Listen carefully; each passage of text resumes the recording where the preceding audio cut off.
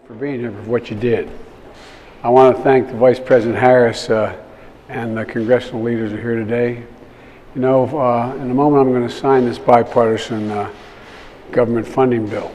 But with this bill, we're going to send a message to the American people, a strong message that Democrats and Republicans can actually come together and get something done, right, Nance? And to fulfill our most basic responsibilities. To keep the government open and running for American people, serving the American people, investing in your communities, and investing in the American people and doing it in a fiscally responsible way. This bill also includes historic funding, $13.6 billion, to address Russia's invasion of Ukraine and the impact on surrounding countries.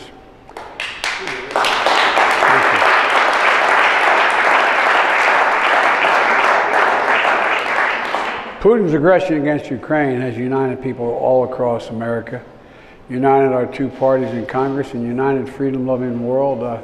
And it's an act with urgency and resolve that we're doing right now that you've provided me the ability to do.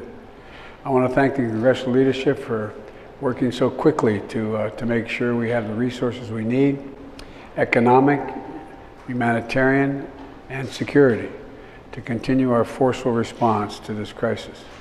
We've already committed more than $1.2 billion in security assistance to the people of Ukraine just over the past year. And I know all of you know that. It's preaching to the choir here. But we've been providing anti-armor, taking out tanks, anti-air capabilities directly to the Ukrainian forces. And we're also facilitating significant shipments of security assistance from our allied partners to Ukraine. With this new security funding and the drawdown authorities in this bill, we're moving urgently to further augment the support to the brave people of Ukraine as they defend their country. And I'll have much more to say about this tomorrow, about exactly what we're doing in Ukraine. We're also going to be better positioned to provide for the rapidly growing humanitarian needs of the Ukrainian people.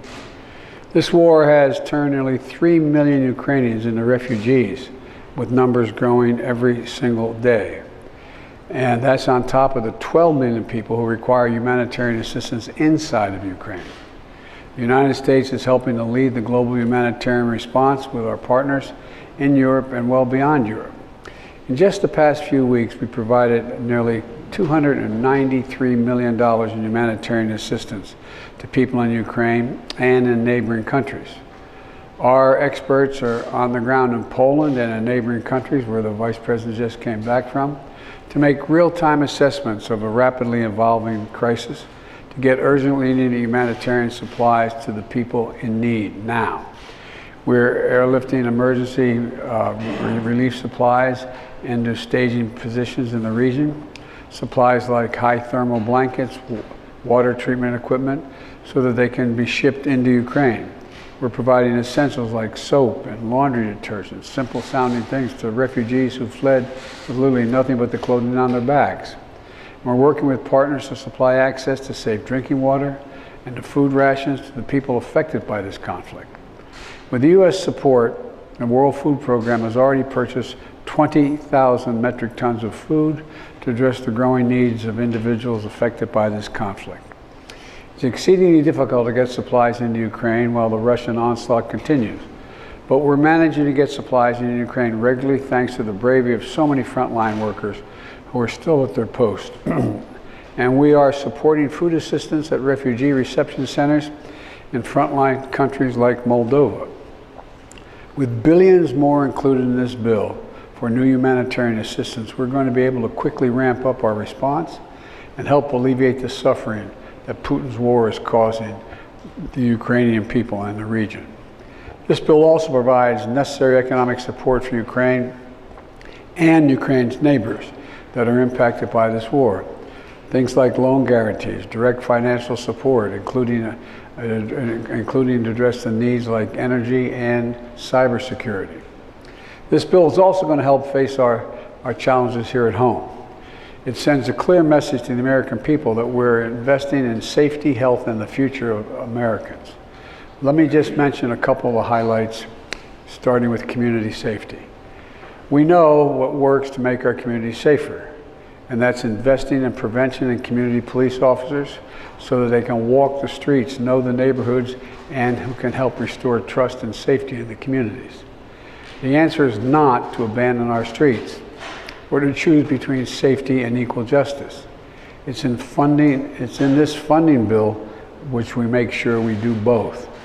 This budget invests in funding for agencies like the FBI and U.S. Marshals, the Drug Enforcement Agency, but also includes funding for COPS programs to increase community policing and the ability of the alcohol, tobacco, and firearms to tackle gun crime, and it funds entirely new community violence intervention programs just at the Department of Justice.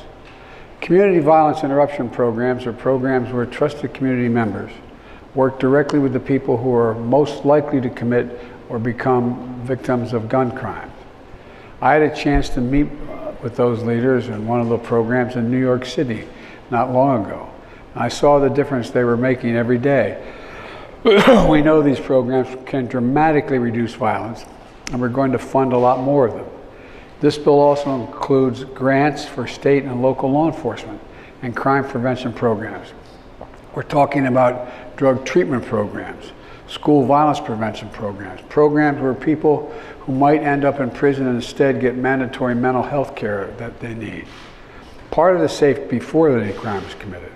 Part of the safety is the ability to feel safe from gender-based violence.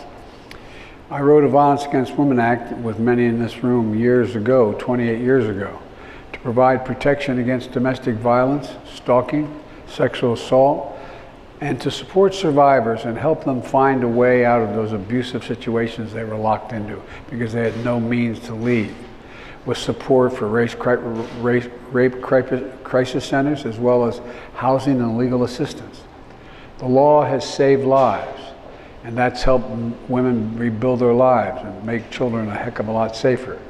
Today, with this bill, we reauthorize and strengthen the Violence Against Women Act. For example,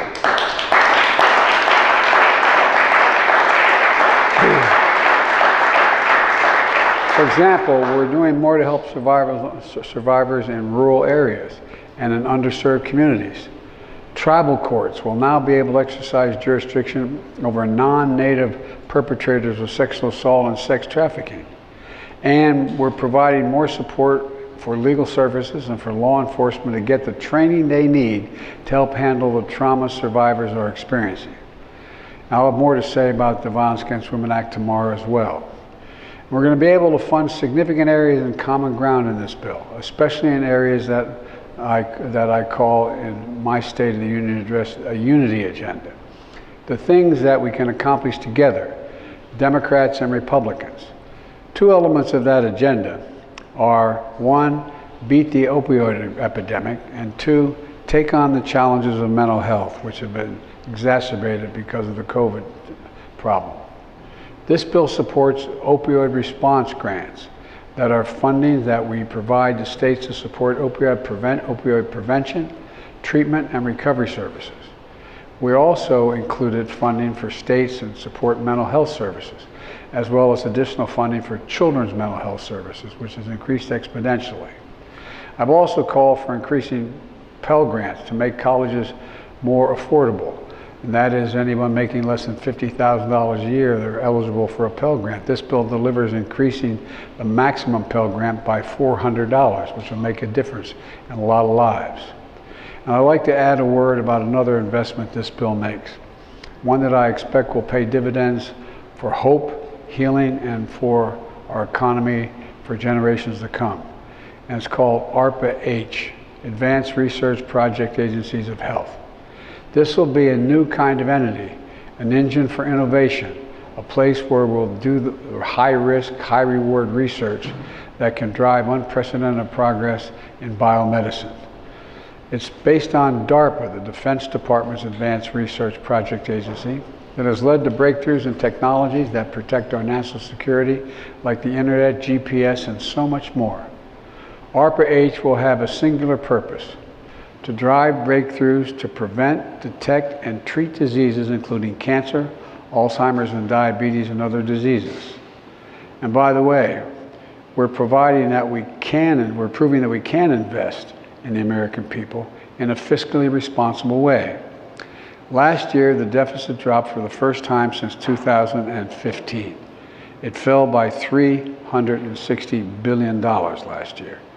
And this year, it's on track to drop by more than $1 trillion. After 4 years in a row of increasing deficits before I took office, we're now on a track to see the largest ever decline in the deficit in American history.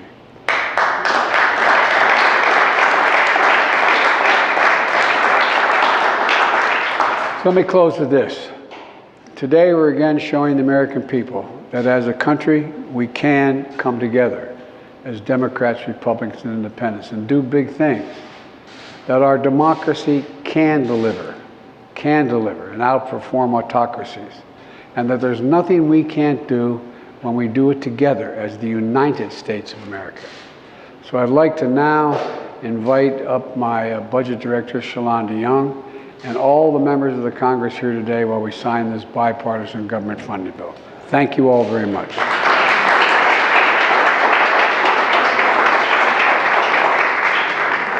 I'm next to you, Shalonda. Lady.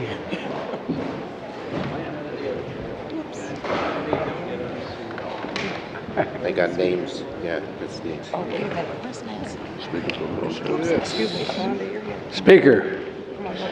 There you go. Now, I know we usually hand out pens to everyone who's done this, but you're all going to get a pen, but we didn't have 15 pens up here, so I'm going to make sure you get it when we finish. I want to make sure my signature is legible. Well, it is, Pat. How faint mine is and how dark his is. Yeah, I know. I tell you what, Nancy. Anyway, I'm going to give it a shot here, okay?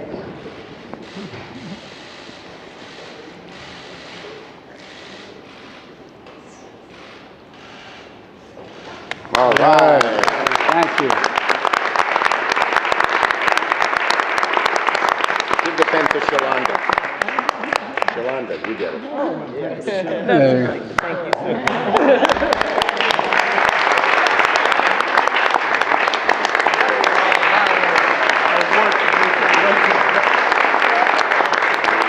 Thanks, Pat. Great job, Mr. President. It's a great bill. No, you guys did that. Good to see you, man. How you doing? Respond to Mitch McConnell, who says you're showing weakness against Putin. President Biden, what will your message be in Europe? Mr. President, are you doing everything to increase U.S. energy production? Mr. President, you have a message for President Zelensky tomorrow? Mr. President, what do you have to say about the deaths of Americans in Ukraine?